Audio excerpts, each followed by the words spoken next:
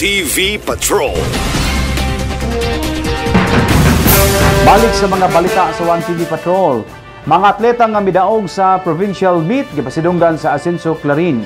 Gila og gidaig sa Asenso Clarin Administration ang mga kabataan nga mikampiyon sa gipahigayon nga first one Asenso Misamis Occidental Palaro 2024.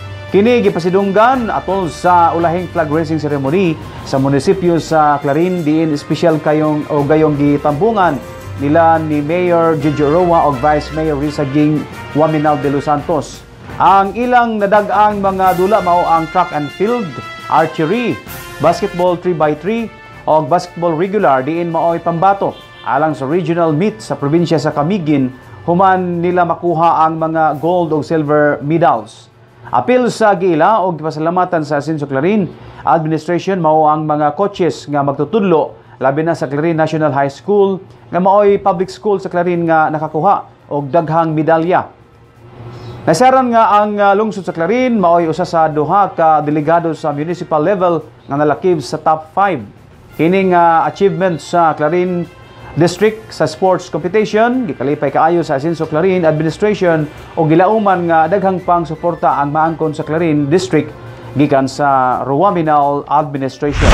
Duha lang ka munisipyo ang nakasulod sa top 5 mao ang Clarin ug Aluran. Top 1 is the division of Tangub City. Top 2 is the division of Uzami City. Top 3 is the municipality of Aluran. Top 4 is Oroqueta City Division, and top 5 is ato ang pinalanggang munisipyo sa Clarin with 26 medals, 25 silver medals, and 16 bronze medals with an overall medals of 67 pieces. Palakpakan nato ang kahago, kakugi, ug ang ato ang dedication sa atong mga athletes, maingon man ang dedication ug suporta sa atong mga lideres. Of course, dili ni siya mahimong successful kung wala ang leadership sa ato ang PSDS headed by Mr. Edwin Vale Palma. Atong pakpakan kauban sa mga coaches nga naa dinhi karon. And of course, we are so much proud nga ang Division of Misamis Occidental held as the overall champion, spearheaded with our very own active and supportive Schools Division Superintendent Sir Rinaldo Manuel. Atong pakpakan. 1TV Patrol. Patrol car sa Usamis PNP nanubra na. Bukas gihapon nga mudawat og tabang ang Asenso o ang Usamis City Police Station gikan sa Asenso Usamis Administration o bisan gikan kang Governor Henry Waminal o ni Congressman Ando Waminal. Apan kon service vehicle gihapon kini, balibaran na gayod ni Usamis City Police Station Officer in Charge Police Major Dennis Tano gumikan kay nanubra na matud pa ang mga modernong patrol car sa PNP Usamis. Matud pa sa hepe nga kung nadunay mga opisyal nga lakaw ang iyang mga personnel sama sa pagtambong og hearing sa korte, mabakanti gayod ang mga sakinan samot na kung adunay personal nga lakaw ang iyang mga sakop. Dako ang pasalamat sa kapulisan sa Usamis sa suporta nga gihatag sa Asenso Administration kanila og kini nga suporta sa liderato sa Asenso bugtian usab sa kapulisan og walay kondisyon nga balos labi na ang pagbantay sa kahapsay ug kalinaw sa Usamis. Kabahin sa patrol car, dili na ko mga patrol car kay wala na ikasakay nga pulis gyud sa tinuod lang. Usahay mabakante atong patrol car kay dili naman nato malikayan nga naay mga pulis na to nga mag-court hearing, na ay mag-schooling, pag mga personal nga mga lakaw. So naagi panahon nga ang patrol dili magamit bakante. So muna nga mobalibad sa ako ni Mayor nga ay sa kong tagaig patrol. Okay, kuan kanang wala na ginoy kasakay. So salamat kaayo gyud nga kung sa unang panahon, problema ginato ang sakyanan, patrol cars, karon kuan gyud nang hinubra.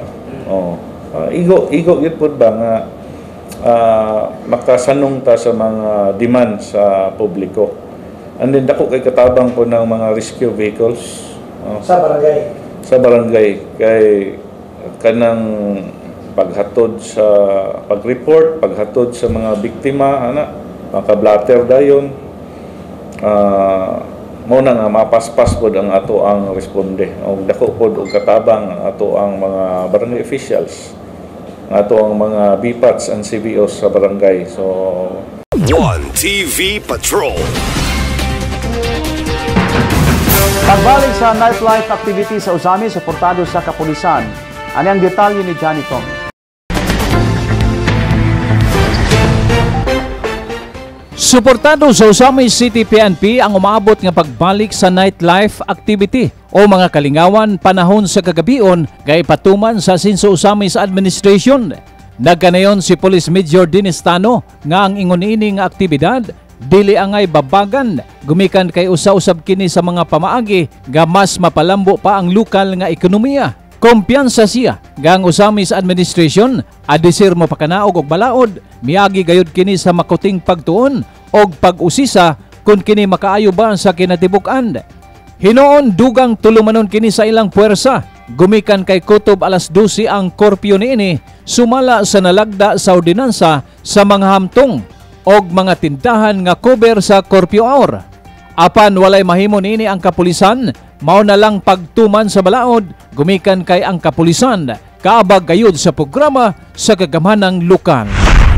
Regarding anang ordinance nga i-allow pagbalik ang kuan katong mga bars, mga imnanan, suportado na ko na nga lakang sa kuan sa ato ang LGU kay dili pod pwede nga ato na lang yun nga pugnan totally ang kana nga kuan pod business kay somehow nagkinahanglan gyapon ang kuan na ang sa growing city naagi na siya. So ang ato lang is ma-regulate gyud siya.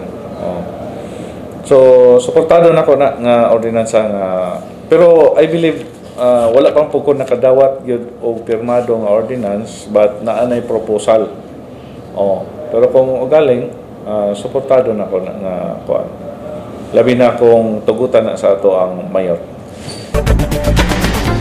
Alang sa 1TV Patrol, Johnny Tommy reporting. 1TV Patrol. Dugang pa sanay sa atong mga balita sa 1TV Patrol human lang sa mga buluanong pahinumdom. 1TV Patrol. 1TV Patrol. 1TV Patrol. 1TV Patrol.